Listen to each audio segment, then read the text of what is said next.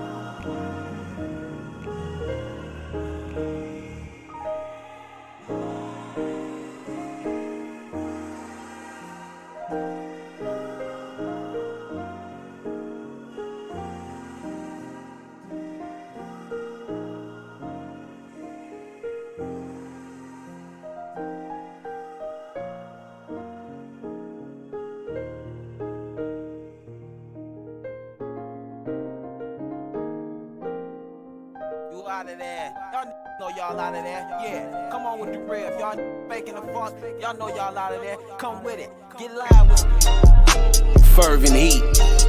This the part where we turn the heat up. 8,000 degrees. This warfare music. Put on your armor. 10 times. When you got out of bed, did you pray this morning? We gotta repent, the kingdom is close, how bad do you want it? Yeah, this for the watchmen, if we don't speak up, who else gon' want them? Yeah, all of these years I was feeding my flesh, drunk that living water, now that's not important. Nah, let's get it. I had to get out of this world, thankfully Thankfully gave us his grace, so I wouldn't get what I deserve. I tried it all. Outside Messiah, nothing else worked. Hey, and I'm never gonna switch sides. I had to get out of this world. Look, what's in that bag? It's a sword in it. Tell me the scripture, I go and get it. Chasing that crown, I can't forfeit it. This year the goal is no more sinning. Long as I'm in this flesh, I'm at war with it. I'm trying to make it to Abraham's bosom. I do not want to be tormented. Went from Hebrews to Negroes. If it ain't the truth, why you so offended? They like rock is at midnight. I check the clock, one more minute. The Savior's right at the door with it. He got that fire, they gon' feel it. And you know he got the angels with him. Time to let go of that paganism. I had to get out of this world. Thankfully gave us his grace, so I wouldn't get what I deserve. I tried it all. Outside Messiah, nothing else worked. Hey, and I'm never gonna switch sides. I had to get out of this world. Look, this, that, big payback, get back. Say you don't believe it, but it's still facts. Aki, let's count up the jubilees. I know these scriptures is true indeed. I look around and they come alive. It ain't no way that they fooling me. Look at this family, I found a scroll. Let me see, I can interpret that. Long as I live, I'm a laborer. Put my hand to the plow, no turning back. The Savior's right at the door with it. He got that fire, they gon' feel it. And you know he got the angels with him. Time to let go of that paganism.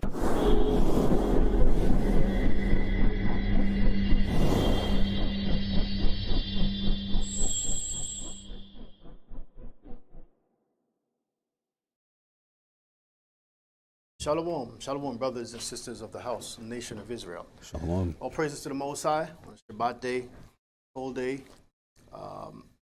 Here to praise the Most High, put His word forward. I'll start off by definitely just making a little comment on the issue that happened with the brother Tyree Nichols in Memphis, Tennessee, and the 4 black police officers, so-called black police officers that beat him down. And there were additional officers that were there also. Immediately, those 4 officers were fired, charged. As time went on, the people complained. The other officers seen were also fired and will be charged. Problem with this, we're used to seeing white officers beating black people, black men, right? So to some people, this is kind of strange, and wondering why would that happen? And it's all biblical, because when you go to Matthew 24:12, it tells you the time that we're in. Okay, but also understand that in law enforcement, they don't necessarily see black or blue. When it comes to their cohesiveness, they don't see black or white, I should say. They see blue, and that blue wall that they have, what binds them together to do what they do. So, you would think that black officers wouldn't do that to a black man, point where they beat him so savagely that passed 3 days after. But when you're in law enforcement, your mind is not the same as it is with your family or with your community. On duty is totally different vibration. So that level of gang, let's call it what it is that they have. Some law enforcement precincts is what takes over their mind and what allows them to do what they do, beat their brothers so savagely. So Matthew's 24:12 says this. Matthew chapter 24 and verse 12. And because iniquity shall abound. Because sin shall abound. Sin is so much in the air, so regular, so normal. It's been okayed. It's been prescribed. And it's been sold to all of us, to the whole world. Because sin shall abound. Read on. The love of many shall wax cold. The love of many shall wax cold. People are cold in general towards each other. It doesn't even matter if we're all from the same nation, same community, look alike. It doesn't matter. Because even in our communities, what do? We prey on each other. Okay? Sell drugs to each other, rob each other, set each other up. Commit adultery with each other's women, and so forth and so on. But then this right here is just a demonstration of what the scriptures is talking about. Love of many shall wax cold. In other words, that brotherly love is gone. That's what we got to understand. That brotherly love is gone in our communities. There's no care. That's why we have so many gangs. And even with these gangs, what do? They kill each other. They set each other up. They fight each other. Why? Because, again, the love of many shall wax cold. You understand? But these are the times that we're living in, and these things are going to continue to happen because the Most High is trying to show what a world looks like without him, without his rulership, without his knowledge, without his wisdom, and what it looks like with Satan in charge. And, a lot of us, we've desired Satan so much that the Most High gave him to us. So when you go to Deuteronomy chapter 28, verse 54, we went through this the last lesson that we taught. It shows you that these curses upon our people also, and not even also, directly impact us and affect the way that we behave and carry ourselves. Deuteronomy chapter 28, verse 54 says this. Oh, Salaki. Deuteronomy chapter 28 and verse 54. So that a man that is tender among you and very delicate, his eyes shall be evil toward his brother. His eyes shall be evil toward his brother. That's what made those officers do what they did, because their eyes are evil toward their brother. They don't see them as themselves when they're in that uniform. Okay? They see themselves as being blue and everybody else as being whatever color they are. You understand? So they become a collective, and that's what allows them to do that. Now imagine these officers going back home to their families. How does the family react? Understand? Because we haven't seen much of that. But of course, we've seen that, Tyree Nichols and his mother, of course, and, his family, how they reacted. They're hurt. Because it hurts even more now because it's members of your own community, your own race, your own people that did this. And what's the excuse? There is no excuse. There's no excuse. They said, initially they said it was a traffic stop that went bad, so forth, then other rumors came out. But at the end of the day, that's your own. You're supposed to protect your own, knowing that others are preying on your own. Right. See, and that's the problem. But again, the scripture tells us that the love of man has waxed cold, so we don't even consider our own. Right. Okay, and that's the problem today within our communities. That's why we can never get together and police our own communities. We can never get together and do what's right. We have stupid things in our communities like don't snitch. It's only our communities that do that and practice those stupid things. Okay, so people are committing crimes in your neighborhood, robbing and murdering and raping in your neighborhood. You're supposed to look the other way because that's the code of the hood. Don't snitch. That's stupidity, and that stupidity was implanted in our communities by people other than ourselves. But we follow it. Right. That's right. You see, and that's why where we live looks the way it does, and what happens there happens there. Right. That's Okay. right. You go to other communities, you drive too fast through the community, they call the police on you. You ain't even got to get out the car. You see? But the problem is that, we're not together. We don't see each other as being family or being the same people. And it all goes back, coming on the shores of this country, and what we were taught, and a division that was sowed amongst us. We're still divided, on so many different lines. But at the end of the day, the issue is that we don't have the Most High as our power.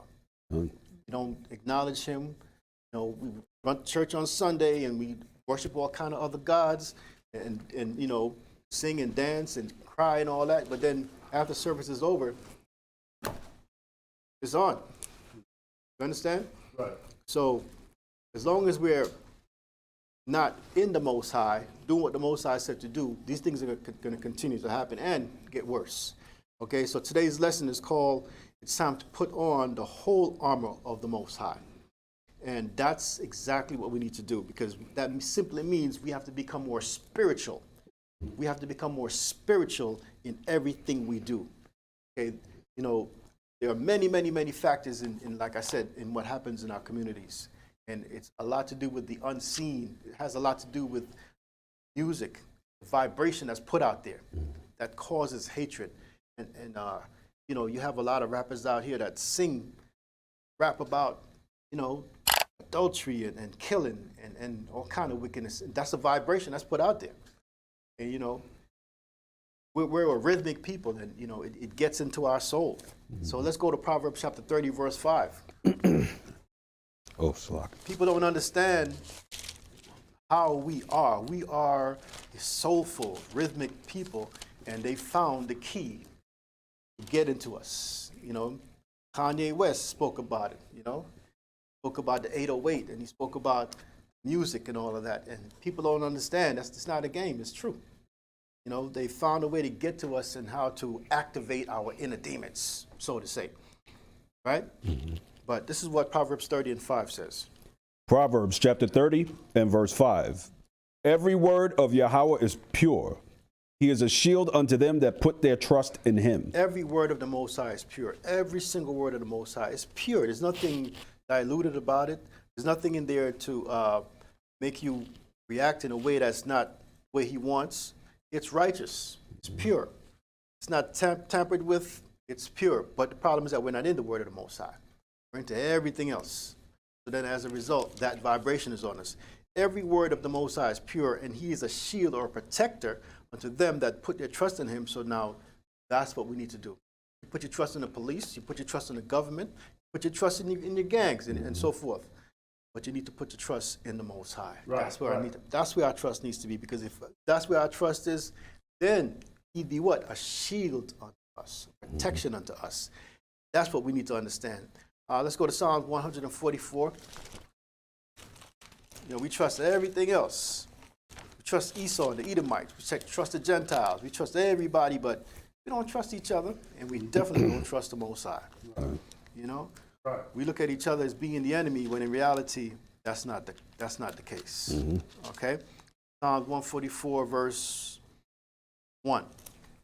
Psalms 144 and verse 1. Blessed be the Most High, my strength, which teaches my hands to war and my fingers to fight. Read.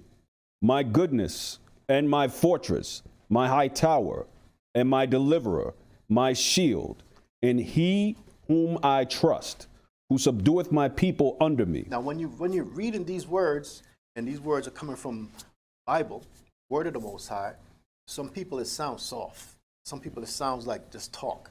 Some people it sounds like just words. But in reality, the reason why this world, our communities, and our lives are in such a shamble and so dark is we're not taking heed to this. Understand?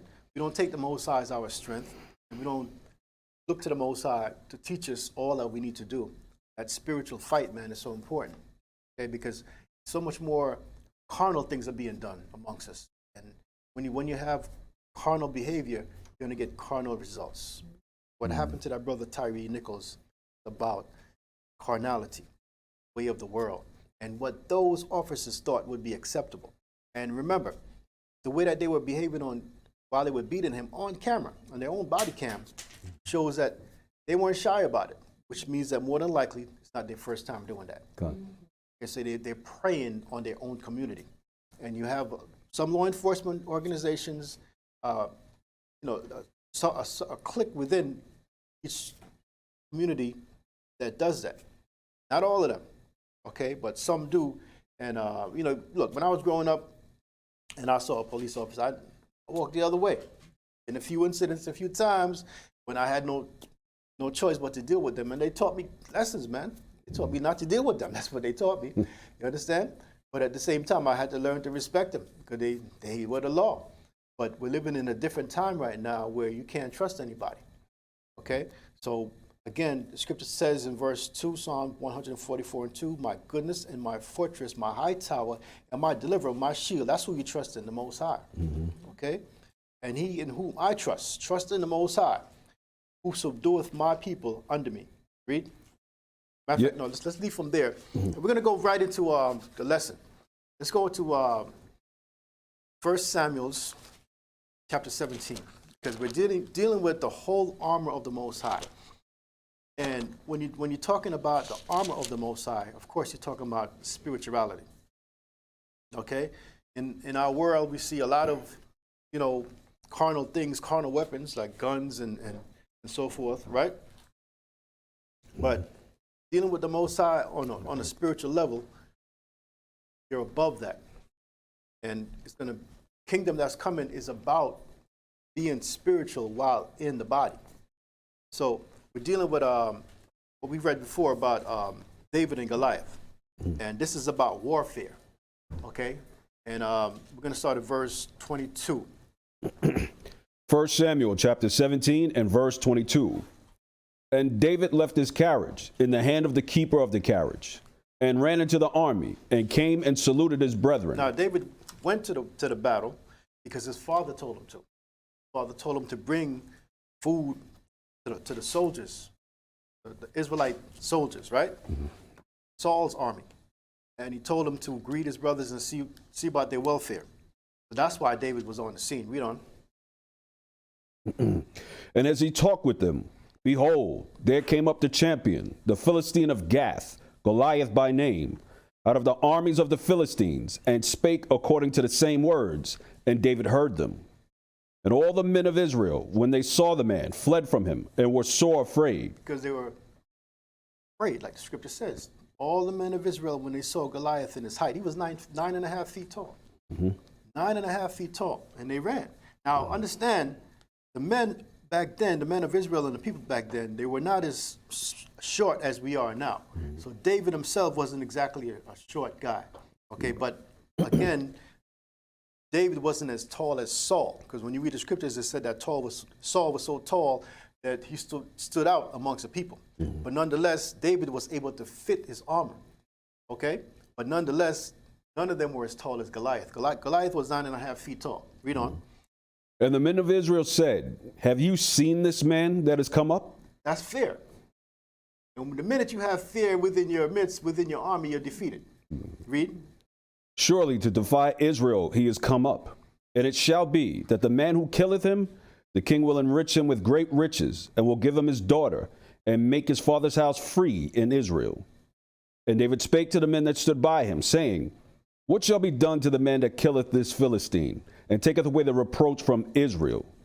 For who is this uncircumcised Philistine that he should defy the armies of the living power? And the people answered him after this manner, saying, so shall it be done to the man that killeth him. So it was like a war cry that David was creating. He was asking a question, but he was asking it in a rhetorical way. The people would respond by saying, of course, he shall be given the king's daughter, and so forth and so on. Read on. And Eliab, his eldest brother, heard when he spake unto the men. And Eliab's anger was kindled against David. And he said, why camest thou down hither? And with whom hast thou left those few sheep in the wilderness? I need to pay attention to this, because what this is doing, this is spiritual warfare right here, believe it or not. But this is the men of Israel are scared. Now, David's oldest brother doing what? Trying to put fear into him. You know, what are you doing here? Read on. I know thy pride and the naughtiness of thine heart, for thou art come down that thou mightest see the battle. And David said, what have I now done? Is there not a cause? And he turned from him toward another and spake after the same manner. And the people answered him again after the former manner. And when the words were heard which David spake, they rehearsed them before Saul, and he sent for him. And David said to Saul, let no man's heart fail because of him. Thy servant will go and fight with this Philistine. So that's the spirit that David had on him. Okay? David said to Saul, let no man's heart fail because of him, because of Goliath. Don't worry about how tall he is, right? Thy servant will go and fight with this Philistine. David had that spirit of war on him, even from the time he was young. And he's going to show you why. Read on. Verse 33. And Saul said to David, thou art not able to go against this Philistine to fight with him, for thou art but a youth, and he a man of war from his youth. And David said unto Saul, thy servant kept his father's sheep, and there came a lion and a bear, and took a lamb out of the flock. And I went out after him, and smote him, and delivered it out of his mouth. And when he had rose against me, I caught him by his beard, and smote him, and slew him. Now think about it. He's doing as a youth, fighting lions and bears, right? Now, how many of us as adults would do that? Think about that. But from the time he was a youth, from the time he was young, the Most High had that spirit on him, okay? He was fearless. He was on the time he was a youth. That's what his brother's talking about. His brother is jealous, you understand? His older brother is jealous of him because, like, look at the things he's doing. Did they do that? They were in the army of King Saul, and they ran when they saw Goliath. But David, when he saw a bear and a lion, what did he do? He fought them. Read. 36. Thy servant slew both the lion and the bear, and this uncircumcised Philistine shall be as one of them, seeing he hath defiled the armies of the living power. So when Eliab was speaking to David at first, you know, you got to understand what he's saying, because Eliab said, why camest thou down hither, and with whom hast thou left the few sheep of the wilderness? I know thy pride and thy naughtiness of thine heart. That's what he's talking about. So that's how he's looking at the courageousness of David. Why? Because he's the younger one, and Eliab, being the oldest one, never did that. You understand? So it's jealousy. But again, this is what happens when you're a warrior. Everyone around you will try to put doubt in you, put fear in you, okay? Make you think that you're not what you actually are. Read.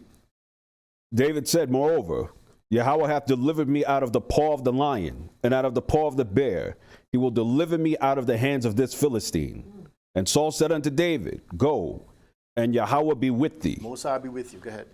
And Saul armed David with his armor, and he put on the helmet of brass upon his head, and he also armed him with the coat of mail. Now check this out.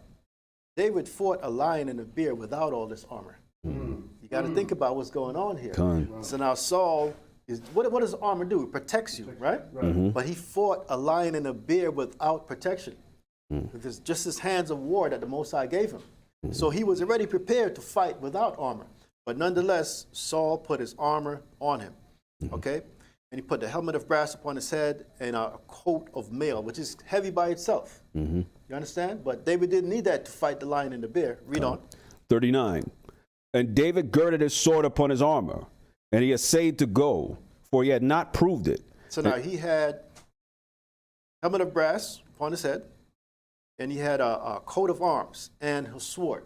These are all things that we use when we go to war to protect ourselves for defensive maneuvers and offensive maneuvers. Okay? But David's going to say what? Read on. And David said unto Saul, I cannot go with these, for I have not proved them. What did he prove? Just his own hands. You understand? Not this heavy coat of armor, but he proved his hands in the past when he fought with the lion and the bear. Read on. And David put them off him. And he took his staff in his hand, and chose him 5 smooth stones out of the brook, and put them in a shepherd's bag which he had, even in a scrip. And his sling was in his hand, and he drew near to the Philistine. And the Philistine came on and drew near unto David, and the man that bare the shield went before him.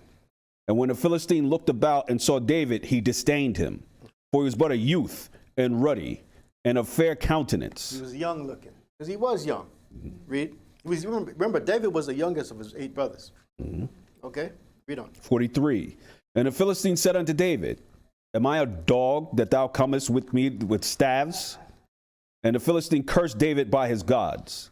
And the Philistine said to David, Come to me, and I will give thy flesh unto the fowls of the air and the beasts of the field. Now this is a battle of good and bad, righteous and wicked. Because remember, now Goliath is all about his God. He's cursing, David in the name of his God, right? And he's just as brave, and even appearing to be braver because of his size. And his size was what? All about intimidation. Okay, he intimidated an whole army. The whole army of Israel was intimidated. They ran, including Saul. Okay, they all ran. They were all intimidated. But David had the spirit of a warrior on him. Read on. 45. Then said David to the Philistine, Thou comest to me with a sword, and with a spear, and with a shield. Now these are all what? Again, what we use to protect ourselves. Okay? These are all armor. This is armor. As big as Goliath was, it says what? Read that again. Then David said to the Philistine, Thou comest to me with a sword, and with a spear. So Goliath had a sword, he had a spear, read on. And with a shield. And a shield. But remember, David just threw these things off him. Saul put it on David, and David threw all those things off. Right? The only thing he had on him was a sword on the side and a slingshot, and 5 smooth stones. Okay, read on. But I come to thee in the name of the power of hosts. Meaning what? That's his shield. Read that again. But I come to thee in the name of the power of hosts. That's his armor. You understand? Which is spiritual. Read on. The power of the armies of Israel, whom thou hast defied. Thou hast defied. Read on. This day will Yahweh deliver thee into mine hand. What kind of mind do you have to talk like that? You have to have a mind that's free of fear. free of doubt. Right, right. So all that his brother said to him, you know, all that he saw with the armies of Israel running, all of that didn't do nothing to his mind. He had a mind that was free of doubt, free of fear. Read on. And I will smite thee, and take thine head from thee. And I will give the carcasses of the host of the Philistines this day unto the fowls of the air, and to the wild beasts of the earth, that all the earth may know that there is one power in Israel. Wow, that's amazing, right? It's amazing. So it's just as Goliath was championing his gods and talking about his gods, what was David doing? The same thing. But saying, today you're dead, man. Today you're going to die. Read.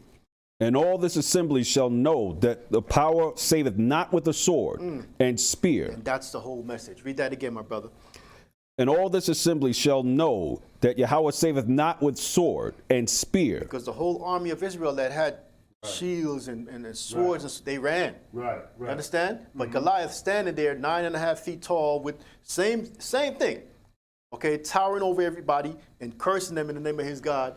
Also had a shield and spear and so forth. But the Most High said, read that again, my brother. And all this assembly shall know that Yahweh saveth not with sword and spear. And that's what we need to learn. The Most High saveth not with sword and spear. It's a spiritual battle. Okay? Spiritual battle. Read on.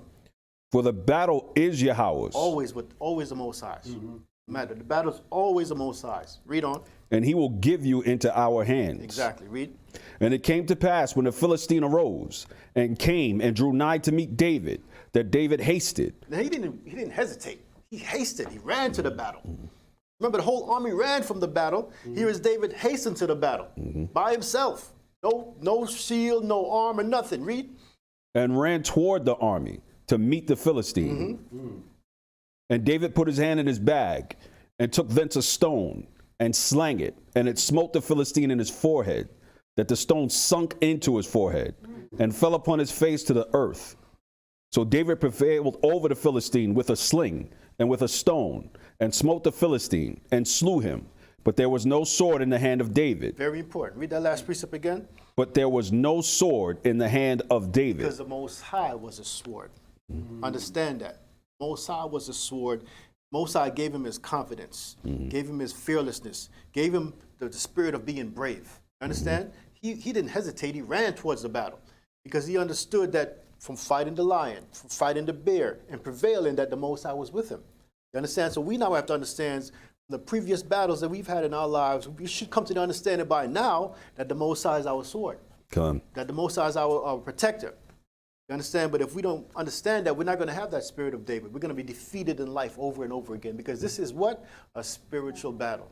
Spiritual battle we're fighting. And that's why a lot of times we find ourselves so defeated, because we don't understand the conditions of the battle. We don't understand or even try to perceive what's going on, what brought the battle to you. Why are you in this condition that you are in life? Why are we as a nation in this condition where we're still being preyed upon, even by our own now? Think about that. Why? Because the Most High has brought this battle to us. We've done wrong, we've sinned and so forth, and the Most High is what? Punishing us. And until the day that we recognize that he is our sword and our shield, we'll never get it. My brother? And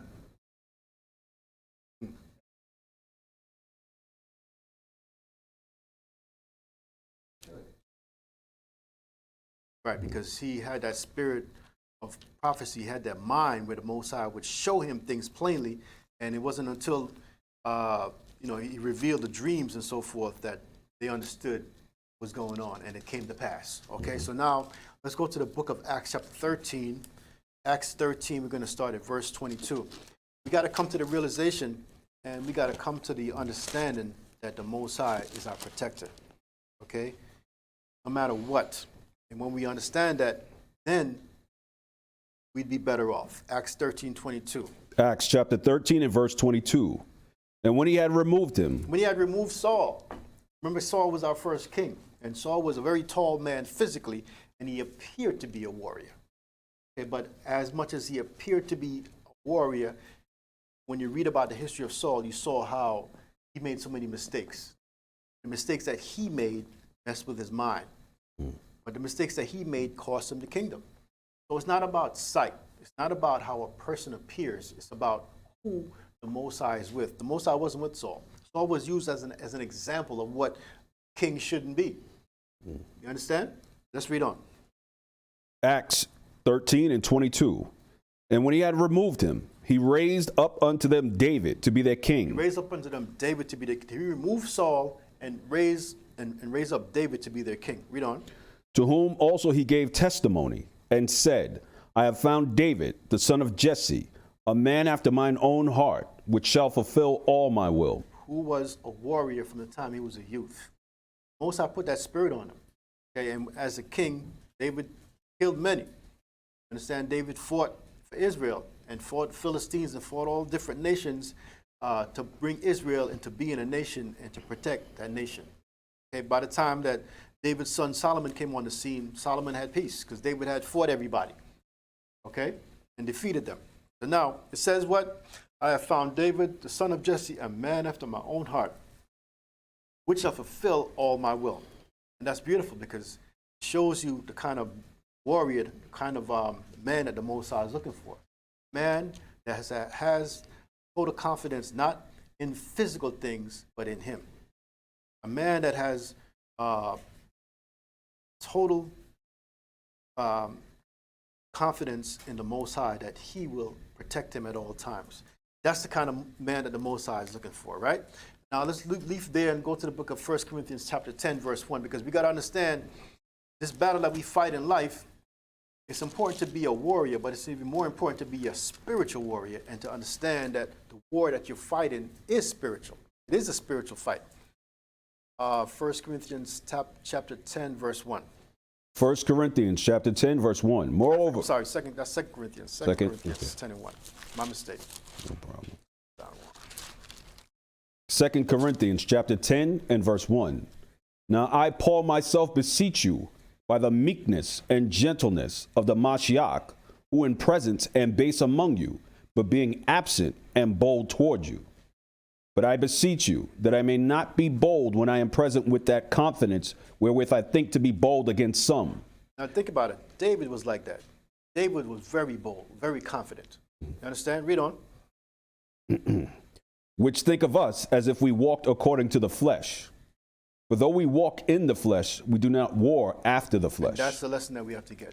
Even though we walk in the flesh, our physical bodies, we do not war after the flesh. So the wars of this world, the physical wars, that's not what it's about. It's about that spiritual warrior fighting that spiritual war. But David's brother said to him, you know, trying to ask him, what are you doing here? You're naughty. You just came out to watch the war. All of those things didn't penetrate David's psyche. You understand? David, seeing the army of Israel run from Goliath, didn't penetrate his psyche because he understood that it's a spiritual war. The Most High built him up like that. A lot of us weren't raised like David, so now we have to come up to the level that we become spiritual warriors. Read. Verse 4. For the weapons of our warfare are not carnal. They're not carnal. They're not fleshly. They're not outward. Read on. But mighty through Yahweh to the pulling down of strongholds. For the weapons of our warfare are not carnal. We're in a carnal world. We're in a physical carnal body. But we have to become spiritual warriors. Read. Casting down imaginations. All that's against you. All that's speaking against you. Even your own mind. Okay? Casting it down. Read on. And every high thing that exalted itself against the knowledge of Yahweh. Because this whole world, the whole world, its knowledge is against the Most High. But you now have to be like David and not allow it to penetrate your psyche. Not allow it to penetrate your mind and your members. Read on. And bringing into captivity every thought to the obedience of the Mashiach. Every thought to the obedience of Christ. Forget about what people say about you. How they talk about you. How they laugh behind your back. Because believe it or not, that's all spiritual warfare. Okay? See, because in spiritual warfare, you're going to have carnal actors. You know what? Family members, friends, people on the job, people around you, your association, old and new friends. They're all going to be, what? Fighting against you.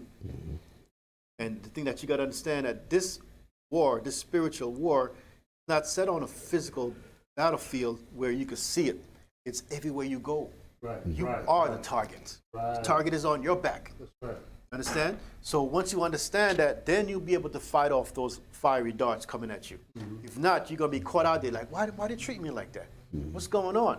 And when that happens to you, then you're partially defeated. Partially, why? Because you're not in the game. You're not in the war. You know, you're here and you're there, and you're getting caught by surprise, caught off guard. Everything and everyone around you is a part of the spiritual warfare. Okay? But like I said, you're going to have carnal actors. They're all going to be coming against you verbally, physically, spiritually, and so forth. Read on. Verse 6. And having in a readiness to revenge all disobedience. Meaning what? You got to be on guard. You got to be ready. And having in a readiness in revenge, read on. All disobedience when your obedience is fulfilled. When your obedience is fulfilled. So if you be like David and totally devoted to the Most High, your obedience is fulfilled. Then you're ready. But if you're out there just wandering, meandering, then you're going to be caught off guard. It's going to ask a very, very important question. And this is something that we need to think about. Read on. Do ye look on things after the outward appearance? Do you look on things after the outward appearance? Think about what happened with Saul and the army of Israel. When they saw David, what happened? They ran. Because they what? They looked on things on the outward appearance of they saw Goliath. This man is 9.5 feet tall. We ain't gonna fight. Man, hold on. You're a whole army and you're running from one man? Why? Because they looked on the outward appearance and saw Goliath. And then when they heard his word thundering, they were defeated. Without him even raising his sword, they were defeated. You understand? And then he spoke about his God with such confidence. Because why? They allowed stature, what they saw, what they heard, to penetrate their psyche, and they were all defeated. But one man was not defeated, and that's David. And that's why the Most High said, I found this man after my own heart.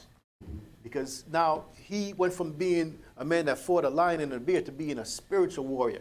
How was he a spiritual warrior? Because he had that confidence, that fearlessness, that braveness in him. You understand? Ready.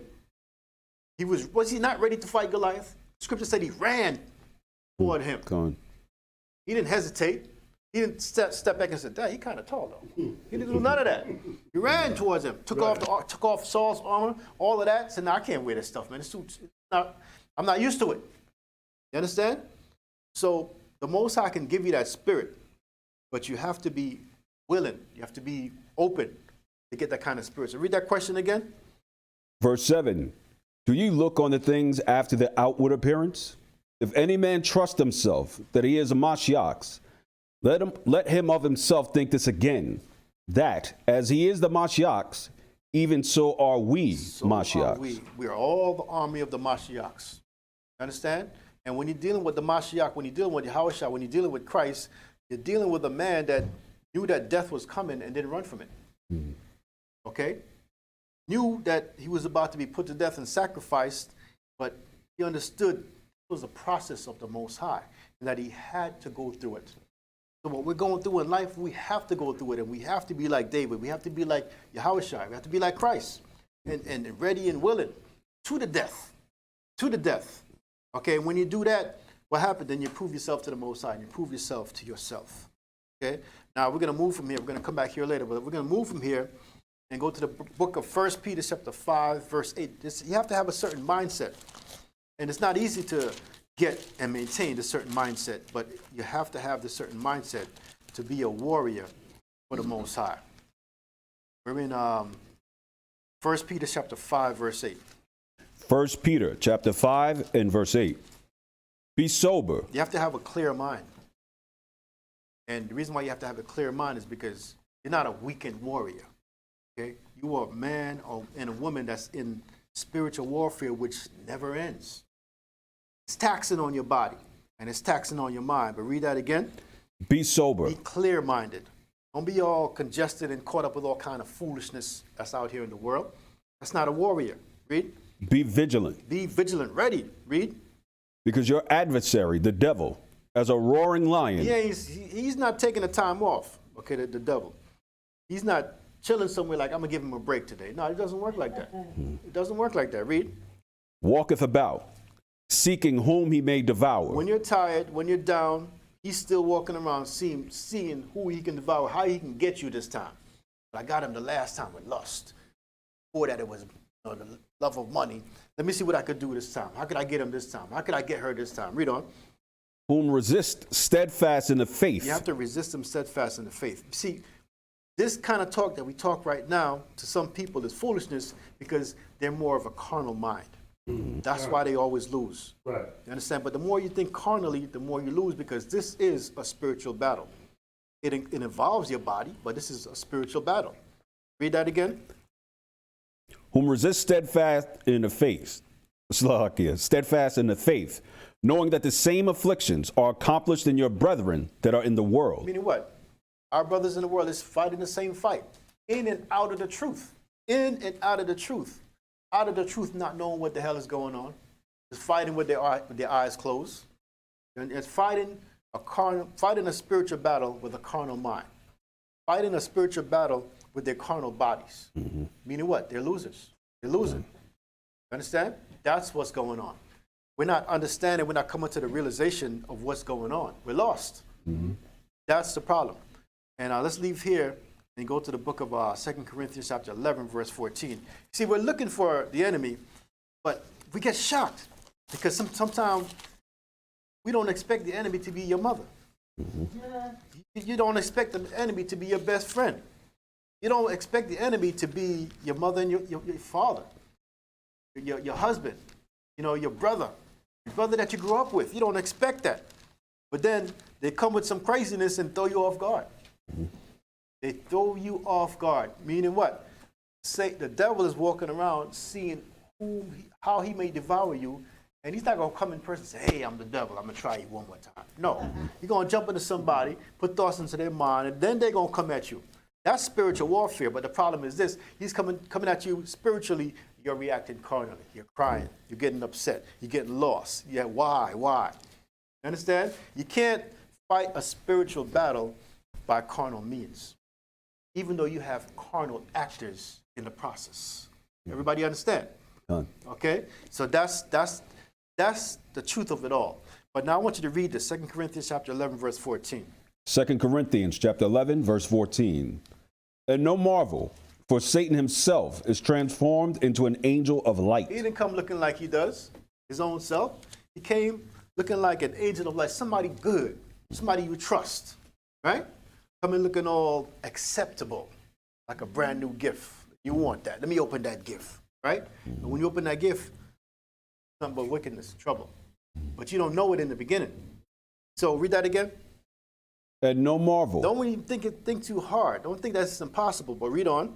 For Satan himself is transformed into an angel of light. Why did he transform into an angel of light? Because he wants you to like him? No, because he wants to deceive you. He wants to deceive you. And each time he does that, what happens? He gains your trust. Because he doesn't come looking harmful. He doesn't come looking like he's a deceiver or a trickster. He doesn't come like he wants to get you. He comes looking like someone that you can trust.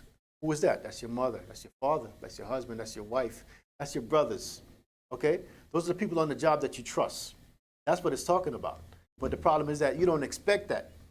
You don't expect that. So each time Satan does it, he gets you. And he's fighting a spiritual war, and you're reacting carnally. Right? Read the next verse. Therefore, it is no great thing if his ministers also be transformed as the ministers of righteousness. Right. They appear to be righteous. They appear to be righteous, right? Matter of fact, let's go up a few verses. Let's go to, matter of fact, read verse 13. Verse 13.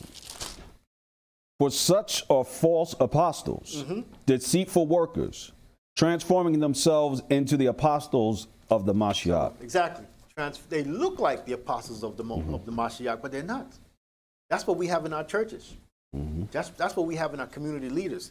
That's what we have in our government, right? People they appear to be righteous or for us or speaking for, the Mashiach, Christ. Or for the most, they're good Christians, they call themselves, right? Cross, got a cross and all that, brother and sister and all of that little, so-called meek talk, right? But that's how they get you. That's how they get you. And when you put yourself in their presence in the church or wherever, you make yourself open to their deception. Okay? Make yourself wide open, and you're already wounded. You're already wounded. And you go to them open for answers, and what do? They mislead you. That's the problem. But the problem is that we're making ourselves victimizing our own selves, allowing ourselves to be victimized. Okay, that's what the scriptures is talking about. You cannot do that if you want to be a spiritual warrior. A lot of us, unfortunately, we're warriors just in garments. We're warriors just in words. We're not spiritual warriors because we're constantly being wounded in the battlefield of life. My brother.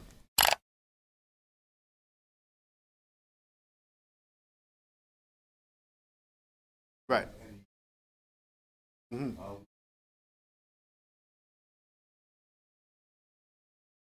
Yeah, because you're not able to see, you're not allowing yourself to see what the Most High has put in place. Okay, so that's the most important thing, looking through spiritual eyes, see what's going on before you react. Before you react, you know, we've been taught to not think before we speak, not think before we act, just go. And then say, well, that's just me. No, that's stupid. You understand? That's the difference between being a child and a man, or a child and an adult. Get to a point in life where you have to become more wise to what you do. If you don't, you're going to suffer all your life. And that's the story of our communities and our people. Go to Ephesians chapter 6, verse 11. Ephesians chapter 6 and 11. You know, we're victimized over and over again. You know, and every time it happens, we're caught by surprise. You know, Tyree Nichols is not the first black man to be beat by police. Definitely not. You know, but every time it happens, it's an outrage, it's an outcry, and nothing is done. A little bit of marching here and there, the family gets paid, right? And then move on to the next. Ephesians chapter 6, verse 11. Ephesians chapter 6, verse 11. Put on the whole armor of Yahweh. And that's the title of this lesson. Put on the whole armor of the Most High. But you can't put on something that you don't know. When David saw the armor of Saul, he said, I'm not used to this. That's basically what he said. It might be on me, but it doesn't fit. I can't fight with this on me. It's a distraction, and you know, it's not going to help me move. Okay, he was used to fighting with his bare hands. Okay, he fought a lion and a bear with his bare hands. So putting on the whole armor of the Most High means that your whole mindset has to change. Now you're becoming a spiritual warrior. Read on. That ye may be able to stand against the wiles of the devil. And in putting on the whole armor of the Most High, you start to acknowledge who your enemy is. You see people in front of you that's against you, that's giving you a hard time, but you got to look past their physical bodies and personalities and to know that it's the devil that's moving them, that's motivating them. Understand? It's the devil that's putting thoughts into their minds and words coming out of their mouth. When you do that, then you become a spiritual warrior. Then you put on the whole armor of the Most High. Outside of that, you're just a defeated man and woman. We're a defeated nation because we keep going through the same things over and over again. Every year, there's a couple of black men that's beaten by police, right? Every year, there's thousands upon thousands of our children that are missing every day, never to be seen again. We're powerless to do anything against it. Powerless. Okay? And that's something that we have to come to realize, that there are forces out here that are not necessarily physical. They're against us. It comes from carnal bodies, but it's not necessarily physical. That's against us. So we just read Ephesians chapter 6:11 that says, put on the whole armor of the Most High, that ye may be able to fight, basically, against wiles of the devil, the attacks of the devil. We're going to come back here, but I want us to leave here for now. Go to the book of James chapter 4, verse 7. James 4 and 7. Just going through the same motions, man, over and over again, it's like pointless. When do we come to realize, you know, that this whole system is against us? When do we come to realize that we're set up? When? Instead of realizing that, what do? We just march. No justice, no peace. How many times have we heard that? And then we look at ourselves and say, why did that happen to us? Even that question could be answered by the Bible. Why are these things happening to us as a people, as individuals? Let's go to the book of James chapter 4, verse 7. James chapter 4 and verse 7. Submit yourselves therefore unto Yahweh. You want answers, we want changes. That's what we have to do. Submit ourselves therefore to the Most High. This is a part of spiritual warfare. This is a part of putting on the whole armor of the Most High, submitting ourselves to the Most High. And we're so divided that it seems impossible. We're divided in religion, politics, we're divided socially. So in coming together as a body, it seems almost impossible, but the scripture says to do what? Submit yourselves therefore to the Most High. Read on. Resist the devil, and he will flee from But you. what is the devil? What are the tactics of the devil? What does the devil look like? Okay, it was the devil that beat Tyree Nichols, but you might look at them and say, well, they're four brothers, right? Four brothers, right? Four police officers look like us, you know, but that's the devil. What do they have in them? The spirit of the devil. Understand? Resist the devil and he will flee from you. In other words, don't put yourself in predicaments that's going to cause this devil to win over you. Have a spiritual mind. Be a spiritual warrior. Put on the whole armor of the Most High, not just a part of it. Because I'm going to show you something. When we go to the armor of the Most High, it's going to show you that we have pieces that we wear. Some just wear the helmet. Some just have the sword. Some just have the breastplate. But we don't walk with the whole armor. That's why we're constantly being defeated. Let's leave from there and go to the book of, let's go to Hebrews chapter 11, verse 32. Hebrews 11, verse 32. This is a battle, and we keep losing the battle because we keep thinking when we go to sleep, it's over. When we wake up, it's over. It's the same battle. Different day, same battle. Matter of fact, while you were sleeping, the battle was being fought. You ain't even know. Okay? Battle still goes on. Might be different characters, but it's the same battle. Hebrews chapter 11, verse 32. Hebrews 11 and 32.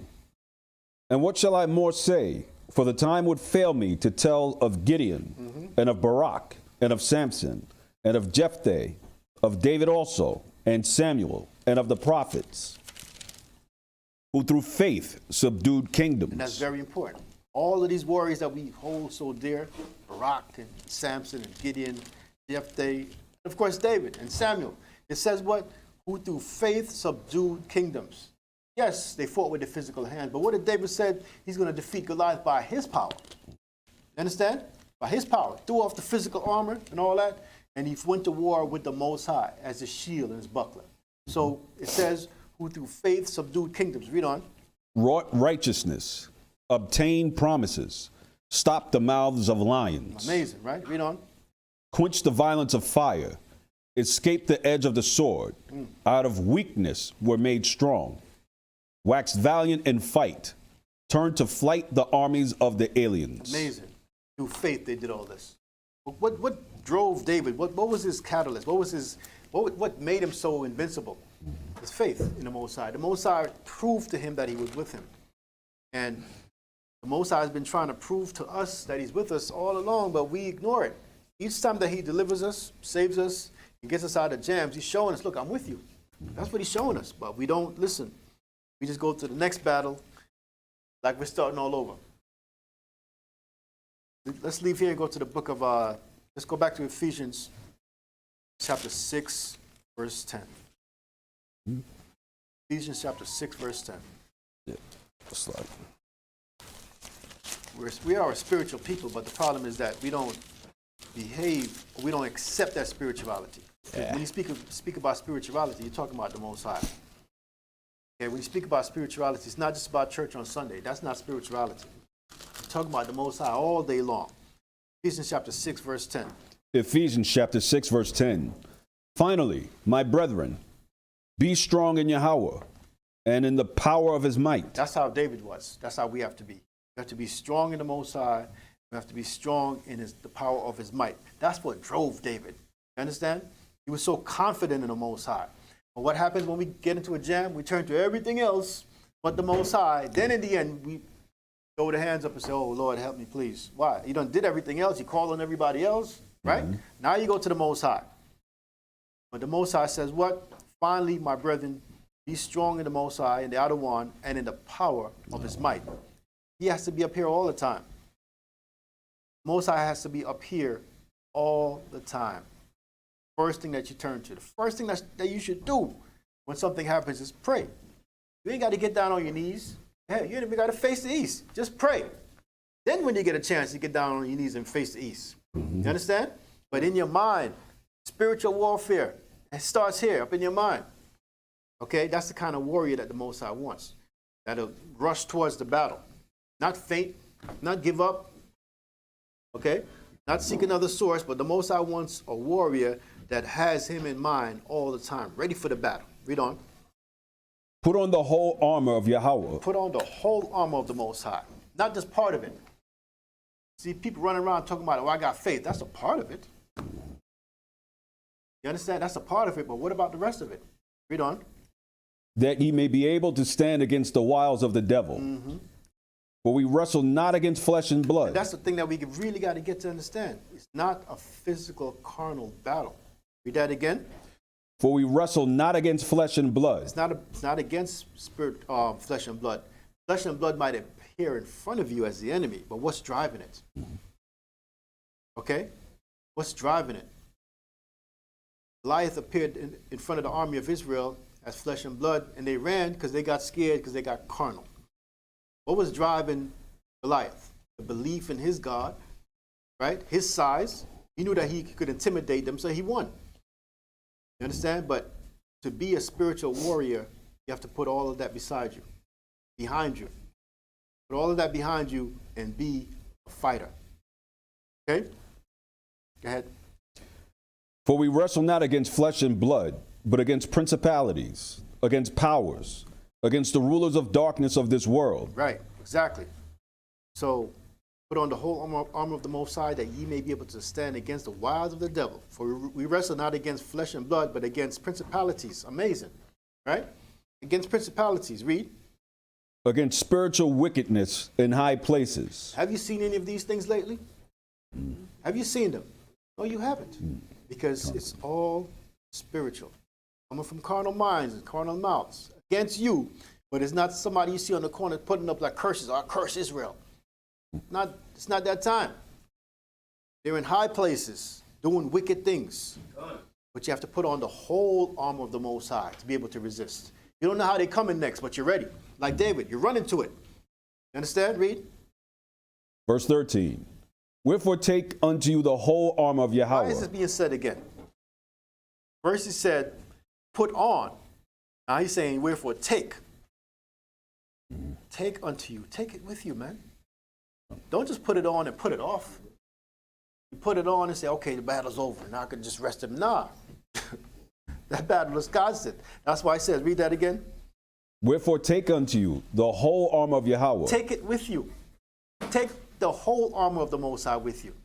Take the whole armor of the Most High with you, because the battle is constant. It doesn't stop. Read. That ye may be able to withstand the evil day. And we're in that evil day. We're coming to the climax of that evil day, but we're in that evil day.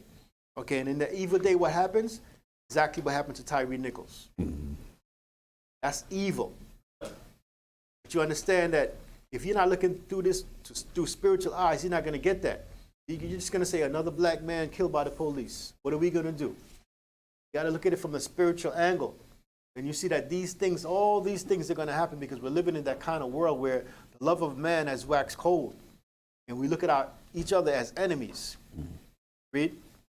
And having done all to stand. Exactly. So when you take with you the whole armor of the Most High, remember, the best example we have is David throwing off Saul's armor because he wasn't used to it. It's too heavy. Now get that out of here. I haven't proved that yet. You understand? But if you put it on, try it on spiritually, get used to it, get used to using it, then you could do what? Take it with you. That's why it says what? Wherefore take unto you the whole armor of the Most High. Big difference. Some of us want to just try it on and say, this is all right, this is cool. Then we put it down, go to sleep. Next day, we leave home without it. Get attacked all over again. You left your armor home, man. How you going to fight? You're not going to fight. You're going to get defeated. In them streets, right? Wherefore, take unto you the whole armor of the Most High, that what? That ye may be able to stand, may be able to withstand in the evil day, and having done all to stand. Read verse 14. Stand therefore, having your loins girt about with truth. The truth. Go on, the pastor, get that up for me. The truth, the one I sent you. Stand therefore, having your loins girt about with truth. Not instead of just reading this like we usually do, Let's focus on each part of the armor, right? This is very important. Stand therefore having your loins girded about with truth. What is your loins? Your loins is your private members. It's the weakest part of a man. What happens if your enemy kicks you in your loins, my brothers? You're done. You're done. So what does it mean? Know your weakness. Know your weakness, or in other words, what? Stand therefore having your loins girded about with truth. You got to know your weakness and the truth. You understand? Now it says what in John 8:32 says, know the truth and the truth shall set you free, right? Very important. But if you don't get that, put that all together, you're weak. You're going to be weak. You're leaving yourself open and vulnerable. Right? So stand therefore having your loins girded about. Stand. It doesn't say sit. It doesn't say hide. Stand therefore having your loins girded about with truth. In other words, that's your protection. In football, they wear a cup, right? They wear a cup. The men on the football field, and sometimes baseball and basketball, they wear a cup to protect their loins, right? But now the Most High is telling you, stand, gird about with truth. Understand the battle that you're in, know your weakness, and overcome it, right? Read on. And having on the breastplate of righteousness. Breastplate of righteousness. What does a breastplate do? It protects your vital organs, my brother. It protects the heart, liver. That's what a breastplate does. It covers your chest, protects all your vital organs. Suppose somebody wants to stab you. What does it do? It stops you from being stabbed. It's not going to go to your heart or your vital organs. Suppose somebody wants to shoot you. What does that breastplate do? It stops that bullet. But now talking spiritual tongue, what does that mean? Nothing can penetrate you. You're spiritually protected. Okay, nothing gets in. That spiritual breastplate stops all lies and wickedness. Understand that. That spiritual breastplate stops all of that. But if you don't get that, you're defeated. How many times have people said things about you and you felt a way about it? It's brought you down, brought your self-esteem down, brought everything down, because they were able to penetrate you verbally, just by words, saying, you know, we don't like you, or you're not like the rest of us, or you in that foolish-looking garment, talking about that Bible all day. What that Bible did for you, okay? What that Bible did for you. Talking about God all day long, right? Out in them streets, yelling and screaming, your throat's dry, ain't got no water, right? What's it doing for you? In other words, you've left yourself open. You don't have on that spiritual breastplate, so they're hitting all the organs. They're hitting the heart first. Now the heart feels down. Hitting the liver. Now you can't do nothing with yourself, right? You can't purify yourself. Hitting the kidneys on the side, man. So what does that mean? All those words that they use against you are poisoning you against yourself. Against yourself. Understand what I'm saying? So that's why the scripture says what? Put on the whole armor of the Most High. Not parts of it. Because guess what? It says what? Stand therefore having your loins girded about with truth. Aren't all of us in the truth?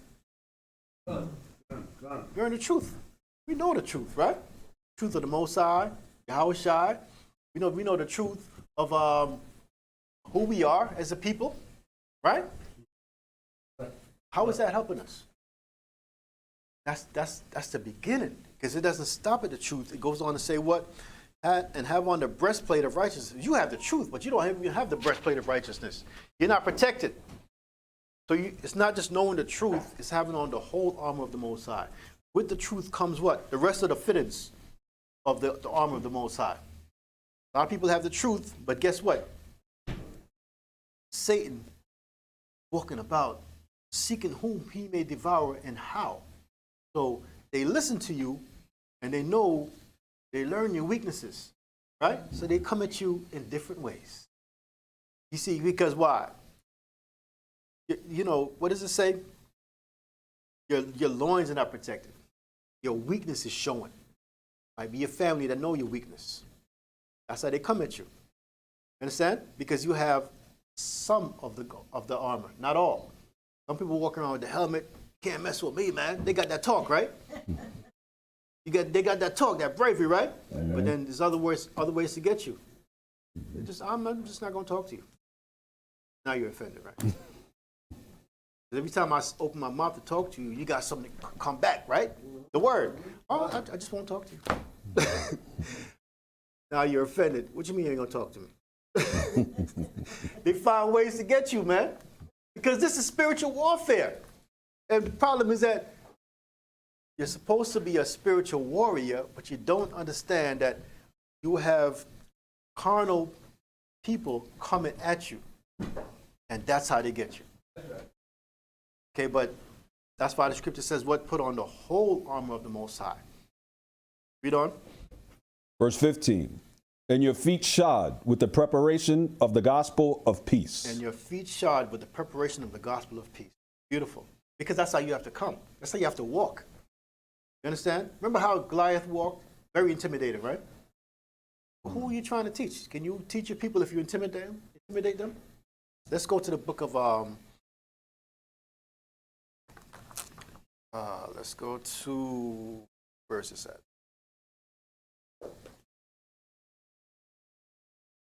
Isaiah 52 and 7. Isaiah 52 and 7. This is serious. You know, sometimes we appear so intimidating to people that they're afraid to approach us. And that defeats the purpose. Isaiah 52 and 7. Isaiah chapter 52 and verse 7. How beautiful upon the mountains are the feet of him that bringeth good tidings. Amazing, right? That's how you're supposed to come. How beautiful upon the mountains are the feet of him that bringeth good tidings. That's what people need. You come into them in that spirit where they want to see you. They want to hear, because guess what? Everything that's going on in the world is preparing them to need the Most High. We're being prepared to need the Most High. From the time that we were in Israel, in Jerusalem, we had the Most High, but we never felt like we needed the Most High.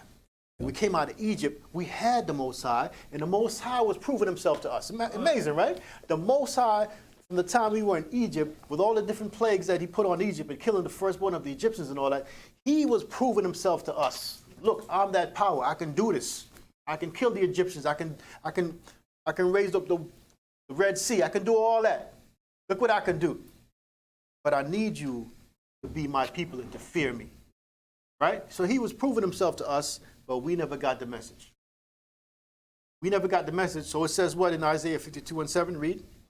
How beautiful upon the mountains are the feet of him that bringeth good tidings, that publisheth peace, that bringeth good tidings of good, that publisheth salvation, that saith unto Zion, thy power reigneth. That's the point. That saith unto Zion, thy power reigneth. You know why that's the point? They don't know that. They don't know that. They think it's everything else, everybody else. They don't acknowledge themselves as Zion, first of all, and they don't acknowledge that the Most High is their power. They don't have everything together. But that's where we come in. Now go back to Ephesians chapter 6. You were at verse 15. That's right. And your feet shod with the preparation of the gospel of peace. That's how we come to our people. To show them the Most High is with you. Even though you're going through all of this turmoil, these ups and downs, the Most High is with you. And in time, the Most High will bless you. Read verse 16. Above all, taking the shield of faith. The shield of faith is Quran Pash. So we have the gospel, our feet shod with the preparation of the gospel of peace, which is Yahushua, which is Christ. Telling them Christ died for them. And we'll raise them up. Just like how the Most High raised up Christ, Yahushua, from the dead, he's going to raise up our nation from the dead. Okay? But now we have what? The shield of faith. What does the shield do? A shield is a offensive equipment. You know what? You protect yourself with it, right? You protect yourself with it. So that's what a shield does. So you have on your armor, but before they can get to your armor, they got to pass your shield, right? And above all, taking the shield of faith. Read on.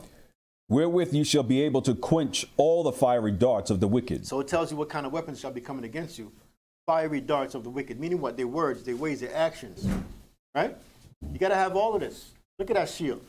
It's protecting you, but it's a spiritual war. It's a spiritual shield being used to protect you from carnal things in life, carnal words, carnal behavior. You understand? But that's why you have to fight spiritual against carnal. It's a spiritual war, but what happens if you put your hand up? It's going to penetrate it. But if you have that spiritual shield, it's going to stop that. Meaning what? Your mind got to be right, got to be strong. All those things that David's eldest brother said to him didn't penetrate him. Saul said to David, you can't fight Goliath, you're but a youth. Did you not say that? Mm-hmm. Did that penetrate David? No, that's how you got to be. Spiritual warrior. Meaning what words have nothing, they can't penetrate you. Actions can't penetrate you. What you see, what you hear can't penetrate you. You're just a spiritual warrior ready to run to the battle. Read on. 17. And take the helmet of salvation. Before we even go to that helmet of salvation, talking about those fiery darts are everything that we go through in life. Challenges, trials and tribulations, dreams, even dreams, man, or fiery darts. Remember that. And they all made to do what? To set you on fire so that you don't realize what's going on. You panicking. You understand? Peter said, think it not strange, the fiery what? Darts of the wicked. Exactly. And they come at you. Like I said, it's coming from those that are close to you. Don't let it penetrate you. Don't let it defeat you because you're a spiritual warrior. Yes, you're hearing carnal words, but it's coming to attack a spiritual man, a spiritual woman. Got that shield up. Got that armor up. Right? What's next? Read verse 17. And take the helmet of salvation. What does a helmet do? Protects the most important thing, your head. Mm-hmm. Okay? But if you don't have that, you're going to be penetrated. Now, if they hit you on the head, what happened to you? You're done. You might wake up the next day, or you might wake up in prison, in jail. You might wake up in a situation that you just weren't prepared for. But if you have on that mindset that's unpenetrable, which is that helmet of salvation, knowing that what? In the end, we win. That's what the helmet of salvation is. In the end, we win. We get the kingdom. Does it not say the saints shall take the kingdom? Or is that just some craziness? Daniel 7:18, right? Mm-hmm. Daniel 7:18. Let's go there real quick.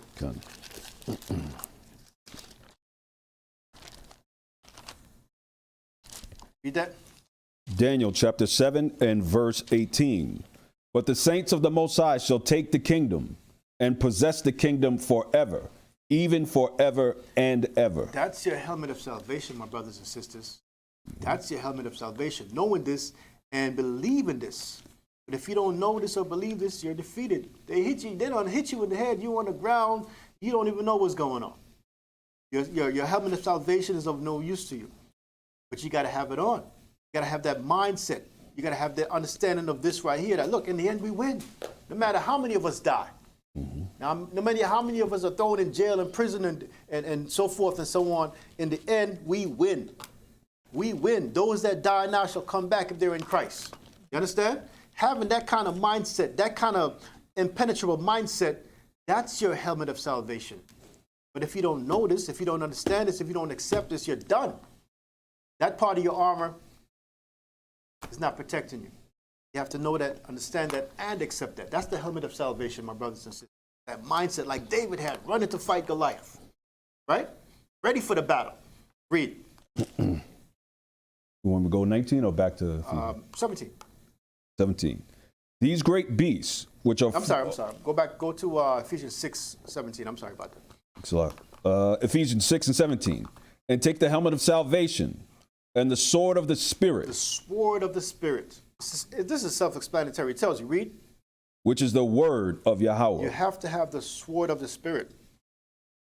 Which is what? The word of the Most High. Is the Most High's word soft? Is the Most High's word easily defeated? Hebrews 4:12, is it? No, it's not. But now, you got to put yourself in that position where you... See, it's not physical, and that's the whole point. We're so used to being carnal that we miss the whole message. This is all spiritual. You're a spiritual warrior being girded with spiritual armor. The whole armor of the Most High. Hebrews 4:12. Hebrews chapter 4 and verse 12.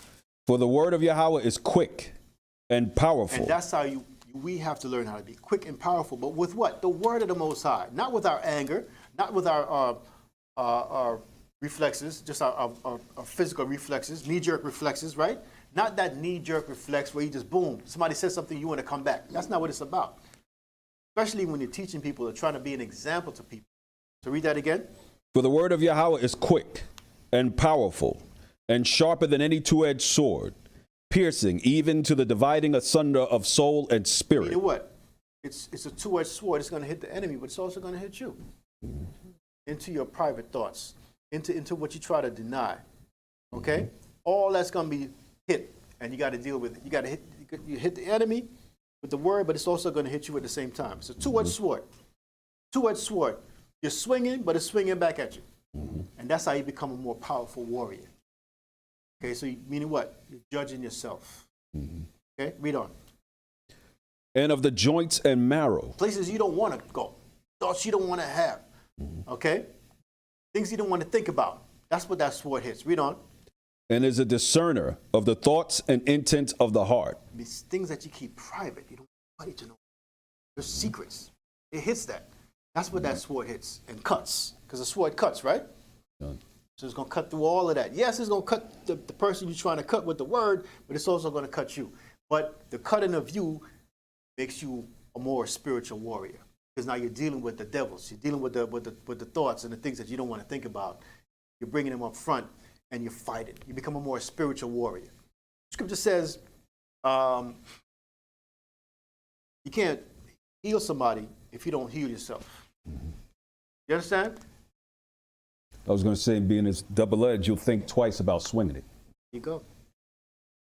There you go. But see, this is not to make you bleed out. This is not to defeat you. This is not to make you, just wounded on the battlefield. This is to make you a more better warrior, spiritual warrior. Understand? This is to make you, to put you in the fight. Now, verse 13. Hebrews? No. Yes, Hebrews 4:13. Neither is there any creature that is not manifest in his sight, but all things are naked and open unto the eyes of him with whom we have to do. Right. That makes us more spiritual, knowing that, okay, everything we do, the Most High is watching. There's nothing, we're naked before him. We can't hide anything. Okay? We can't hide anything. Can't put on fig leaves like Adam and Eve, which is figurative, and think, okay, I'm going to hide behind this tree right here. Or I'm going to hide behind these brothers. I'm going to blend in. It doesn't work like that. The Most High has a beam that's focused on each and every one of us. But that should be something that helps us to not sin and to be more spiritual warriors. Let's go back to Ephesians. This battle is the most important battle that we can fight because it's a constant battle. It's a battle that, like I said, it doesn't even end when you sleep. Ephesians, just read verse 17. Ephesians chapter 6 and verse 18. Praying always with all prayer and so it says the sword of the Spirit, and that's a beautiful picture right there, showing you a physical sword, and that the Bible is actually that word of the Spirit. That's the sword that you need. That's the sword that you should always have with you. Yes, the book in your hand, but also try to get as much up here as possible. Okay, try to get as much up here as possible, because there's going to come a time when you can't walk with this. There is a time. There might be a time now where you're going to be only able to quote. Okay, so that sword right there, always have it with you. Always. Now, my brothers Aquan Posh, we're going to move to verse 18, talking about what? Read. Praying always with all prayer and supplication in the Spirit. Praying always with all prayer and supplication in the Spirit. See, that's a big part of it, because that's what a warrior does. He doesn't go to war on his own merits. Oh, my strength and my knowledge, my experience, that'll make me win this battle. Nah, that's not the way it works. Praying always with all prayer and supplication in the what? In the Spirit. In the Spirit. Why is it important to be in the Spirit? Why is it important to be in the Spirit? John 4:24. Why is it important to be in the Spirit? Because if you're not in the spirit, you're in the flesh, right? Con. But John 4:24 says this. John chapter 4 and verse 24.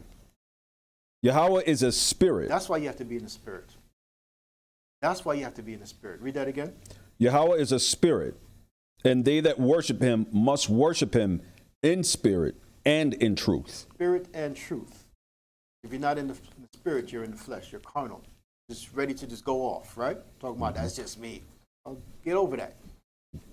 Become a spiritual warrior of the Most High. Growth. You can't keep doing like they do in the world. Talk about, oh, that's just me. You know, that's just how I do and all that. That's foolishness. Okay? We need growth. We have to become spiritual warriors. No, go back to Ephesians. So prayer, my brothers and sisters, it has to be constant. Yes, outward, vocally, verbal and all that, but also always in the mind. Always in the mind. And that's a nice image right there. Okay? Verse 19. And for me, that utterance may be given unto me, that I may open my mouth boldly to make known the mystery of the gospel. That's being a warrior. You understand? That's being a warrior. That's running to the fight like David did. Read on.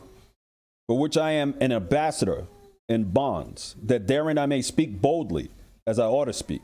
As you ought to speak. Not speaking foolishness, not just speaking out of emotion, but it says what? For which I am an ambassador in bonds. In bonds. That therein the bonds, I may speak boldly as I ought to speak. Very important. Very important. Okay?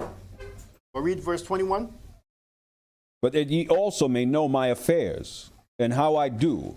Tychicus, a beloved brother and faithful minister in the H.O.D.C, shall make known to you all things, whom I have sent unto you for the same purpose, that ye might know our affairs. Right.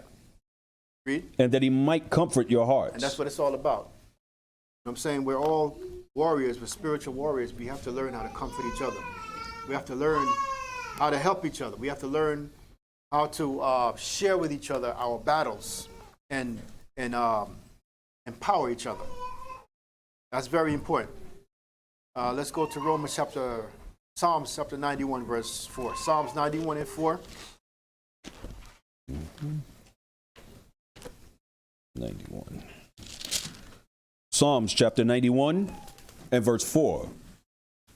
He shall cover thee with feathers, and under his wings shalt thou trust. His truth shall be thy shield and buckler. That's he that Psalms 91. 91 and verse 4. I'm sorry, 91 and 1. I'm sorry. 91 and 1. He that dwelleth in the secret place of the Most High shall abide under the shadow of the Almighty. I will say the word of the Most High. He is my refuge and my fortress, my power. In him will I trust. So the Most High is going to be all of this armor to you. Read. Surely he shall deliver thee from the snare of the fowler and from the noisome pestilence. So now this is just the snare of the fowler and the noisome pestilence all goes to the final end. But in these days and times, it's all that's going on with us. Fight that we're fighting. Read on.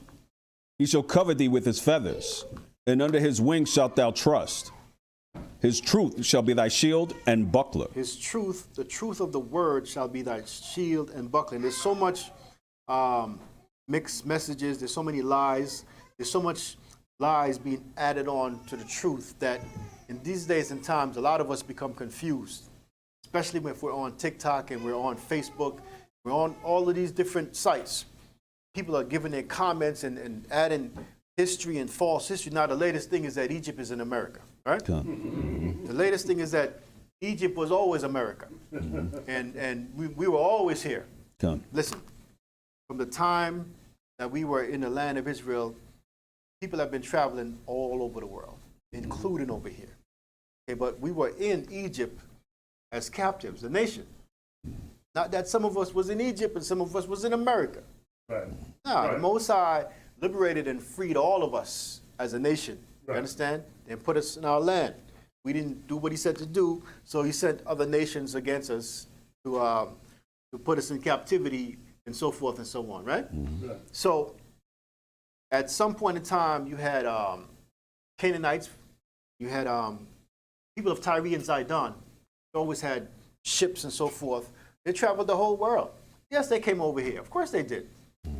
Okay, Esau was not the first here. He came here and saw people here, obviously. Right? But now this whole thing about Egypt was really in America. Give me a break. Okay? America is spiritual Egypt. Understand that. There's a big difference. We were sent here to serve punishment and captivity and slavery in this country because we broke the laws of the Most High. Not all of us came by the slave ships. Not. But the bulk of us came by way of slave ships because that was our punishment. That's the fulfillment of the prophecy. You understand? But now they're selling you, you're on TikTok and you're on all these different sites and they're selling you all this fantasy. You know what I'm saying? That's why I say they mix lies with the truth. And they make it seem like, oh, just a couple of us, maybe about 4 of us came on 4 ships, 1 per ship. The rest of us, we were here already. We were all here. So one guy said it's not, what? Economically, what's that? Yeah, like, oh, have the sick cargo and you lose all the money. Okay, that's what they were thinking, right? Yeah. That's what the slave masters were thinking. It's too much of y'all gonna die. Y'all stay. I'll take 10. No, see, people start to go into foolishness and they start to mix, what the different religions and the different schools of thought to our history, and they confuse us. You understand? But the idea is for us to remain in the book. Let's go to give me Matthew 6:33. Matthew 6:33, real quick, because this is all about spiritual warfare. People don't understand that when you see your own people on the screen talking about what they think they know, it messes with your psyche. You understand? It messes with what you know to be true. Matthew 6:33. Matthew chapter 6 and verse 33. But seek ye first the kingdom of Yahweh, right, and his righteousness, and all these things shall be added unto you. All these things shall be added unto you. When you seek first the kingdom of the Most High, if you seek the kingdom of man or the knowledge of man, you're going to lose. You're going to be dumbed down. You're going to be lost all over again. You're going to be saying, wait, that sounds pretty good. But the scripture says this, Isaiah 34:16. This is what you need to do. Because many have been deceived by foolishness, by going astray, by adding on. And the scripture said what? Don't add on. Understand? Look, there are many books, there are many schools of thought, but this is your foundation. Isaiah 34:16 says this. Seek ye out of the book of Yahweh. Seek here out of the Bible. Because this is one book of history that they've not been able to destroy. And the way that the Most High did that is by making them think that he was talking about them. You understand? That's why the Most High said you should send them great delusions. That's a great delusion, right? See, you preserved it because you thought it was talking about you, but no, it's not talking about you. But now that you, the ones of us that know that, need to stay in the book. Because everything that's in here is going to come to pass. Read on. And read. And read that again. Seek ye out of the book of Yahweh and read. Stop reading nonsense. Okay, that's spiritual tactics and spiritual darts being thrown at you. You don't even know it. Now people are going left and right. They adding on. They're making added lies to the truth. Because what? You're not seeking to the book of the Most High. Oh, that's new knowledge. That's new information, right? That's new darts you're swallowing and then giving to other people, messing up their minds. Read on. No one of these shall fail. Not one prophecy shall fail. Read. None shall want her mate. You got to add another book to this. The Book of the Dead. Let's read that. Okay? Let's read this and let's read that. Come on, man. The Bible is the word. Not to say that there are other books from the Bible, yes. But even with that, you got to be careful because there's a lot of bones. Read on. For my mouth it hath commanded, and his spirit it hath gathered them. My mouth it has commanded, and his spirit, the Most High Spirit, gathered these words, these books. You understand? So people say, oh, the book has been tampered with and so forth, and you can't trust it and all of that. Don't worry about that. Don't worry about that. The Most High has put together what you need to survive in these last days. Okay? And the good news is that, yes, it's talking about you. This is your gospel. Isaiah 33 and 6. This is your gospel. This is what you need. This is your food, right? And if you understand that, then you'll be all right. Read that. Isaiah chapter 33 and verse 6. And wisdom and knowledge shall be the stability of thy times. Wisdom and knowledge. Whose wisdom and whose knowledge? The Most High's. Not what this so-called professor and this leader of this group and this one and that one is saying. No, that's man's wisdom and knowledge. But the wisdom and knowledge of the Most High shall be what? The stability of thy times. These times, every time. But the more you leave this word and go to something else, you're destabled. Okay? You're not stable anymore. Destabilized. Laying there wounded, not even knowing. Not knowing it. That's how you become an Islamic Hebrew. Okay? That's how you become all kind of madness. You know, the fruit of Islam and all of that. Having your slave master's religion and claiming it for your own. Talking about, oh, some of our forefathers that came on the slave ship, they were into Islam because it was forced on them. Right. And if they didn't choose it, they were killed. So a lot of us pretended to be into Islam so we could trade, because remember, the Muslims controlled all the trade routes at a certain point. Right. Remember, we were in Africa, and what did the Islamic people do? They invaded Africa. After they invaded Mecca and all of that, they invaded Africa. Who was there? We were there. Put things together, man. The more you put things together, the more you have a foundation. So it says, and wisdom and knowledge shall be the stability of thy times. Every time, these times. And then it says what? And strength of salvation and the fear of the Most High is his treasure. Read that whole thing, my brother. Isaiah 33 and 6. And wisdom and knowledge shall be the stability of thy times, and strength of salvation. The fear of Yahweh is his treasure. The fear of the Most High is his treasure. The more he knows that you fear him, it's his treasure. Why? Because you don't fear him, fearing something or someone else. What does that mean? He made you, he's feeding you, he's sustaining you, but you're giving thanks and fearing something and someone else. You understand? That's not how the Most High made you to be. He made you to be a servant unto him. And people sound so convincing out here. They make it sound so, you know, like right and makes sense. It goes with the Bible, right? Don't be fooled. A lot of foolishness out here.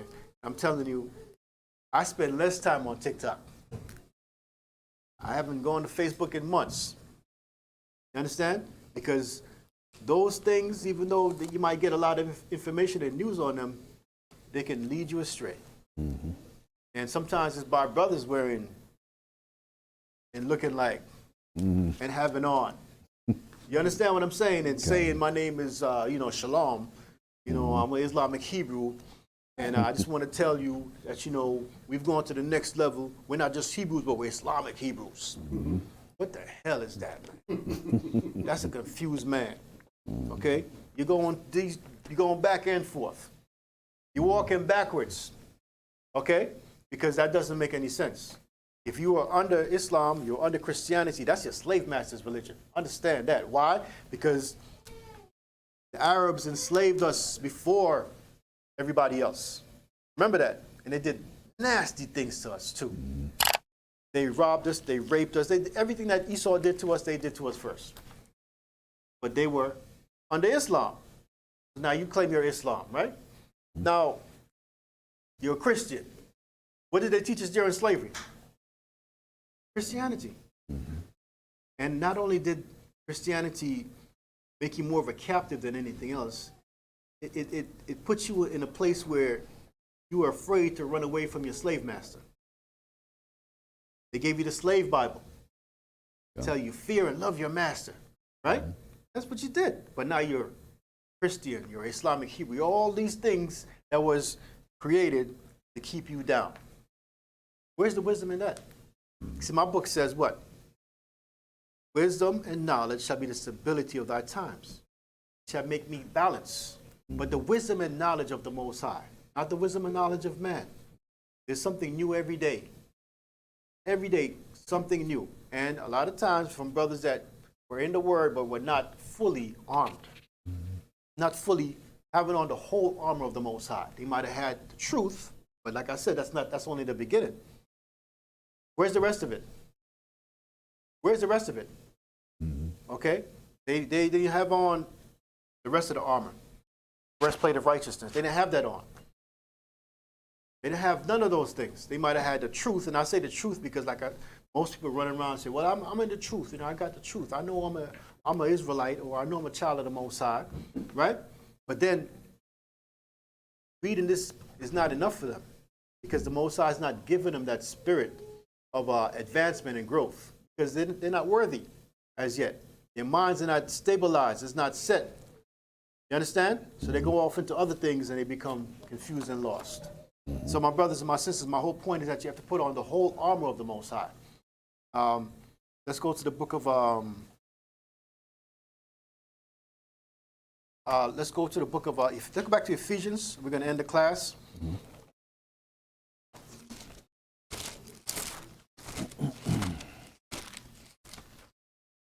Ephesians 6 and... I think we read 20, right? You read 20? Yeah. Read on. Read 20 again? No, matter of fact, I want you to read 23. 23. Ephesians 6 and 23.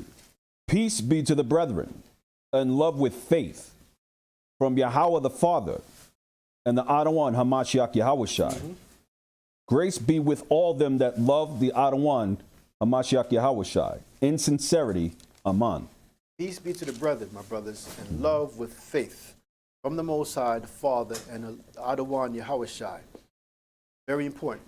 You want to get that peace, that mindset, that stabilized mind, a mind that doesn't waver, that peace, then you have to be in the Most High. You have to be devoted to the Most High. Forget about everything else. Good to learn, but it's not good to be swallowed up by every foolishness that comes up. Don't make yourself a victim. Don't be victimized by religion and what people call history, mixing of history, right? Verse 24, grace be with all them that love our Adawan Yahushai in sincerity. Amen. You have to be sincere, my brothers and sisters. Okay? Sincere. That's why our brother Ben will ask from time to time, are you sincere in the word? Are you sincerely with us? Are you sincerely with the Most High? Because that's where you have to be, because then you're stabilized. Okay, you're not running around with your ear itching. What's that new word? What's that new information? You understand? Don't let people fool you. Be with the Most High. Be with His word. Proverbs 3 real quick. Okay. It's so easy to be distracted and to be led astray. 3 and 1. Proverbs chapter 3 and verse 1. My son, forget not my law, but let thine heart keep my commandments. Don't forget what the Most High has taught you. Don't forget the law. That's the foundation. Okay? You want to know the Most High, learn His law. Read. For length of days and long life and peace shall they add to thee. Let not mercy and truth forsake thee. Bind them about thy neck. That's very important for salvation. Remember mercy. Mercy to your brother, to your wife, to your family, to your friends.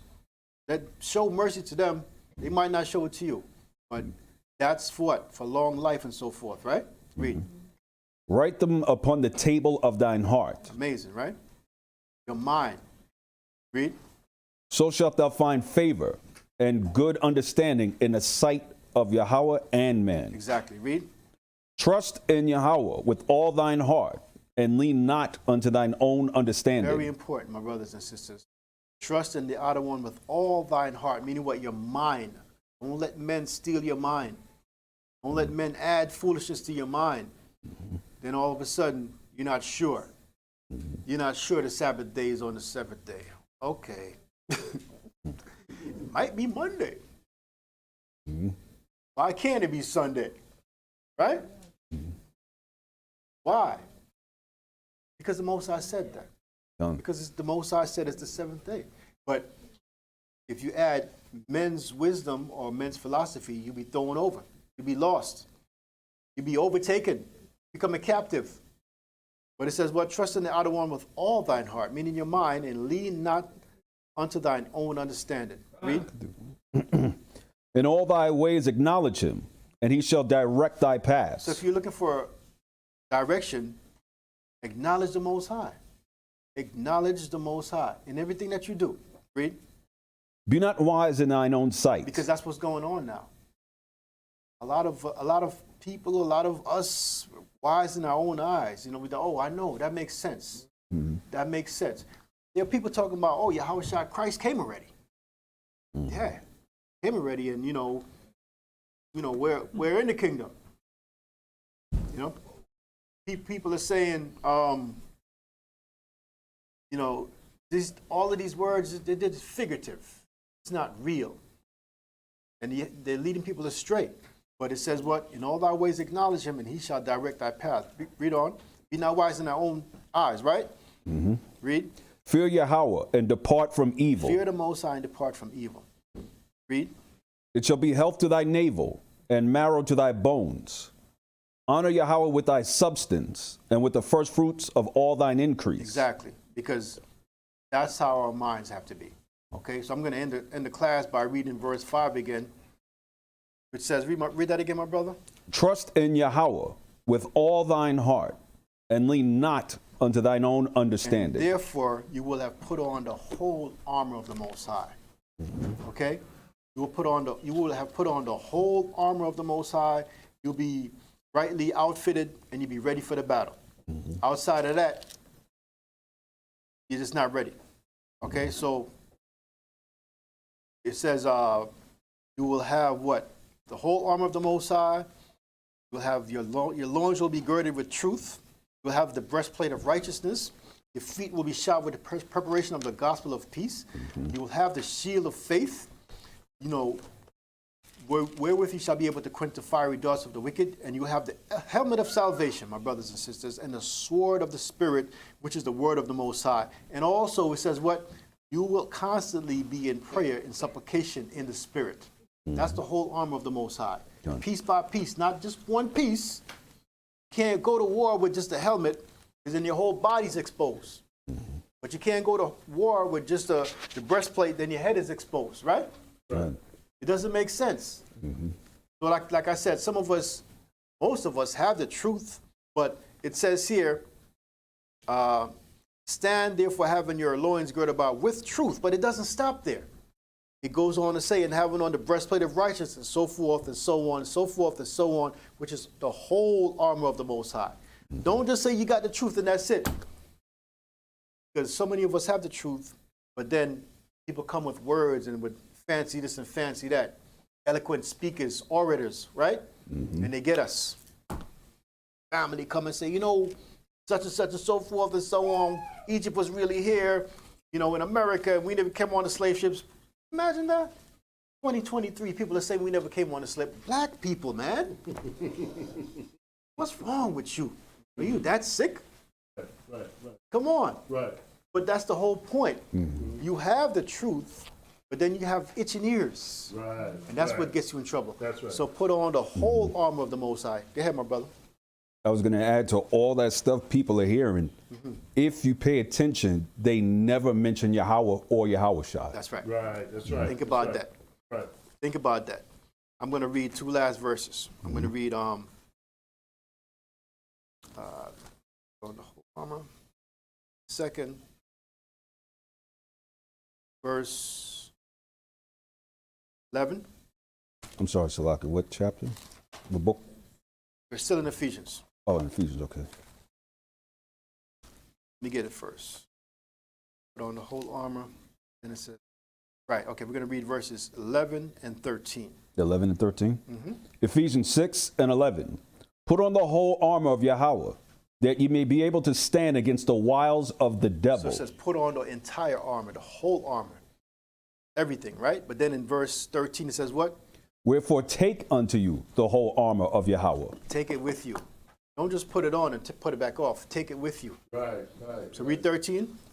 Wherefore take unto you the whole armor of Yahweh, that ye may be able to withstand in the evil day, and having done all to stand. Shalom. Shalom. That was excellent. All praises. All praises.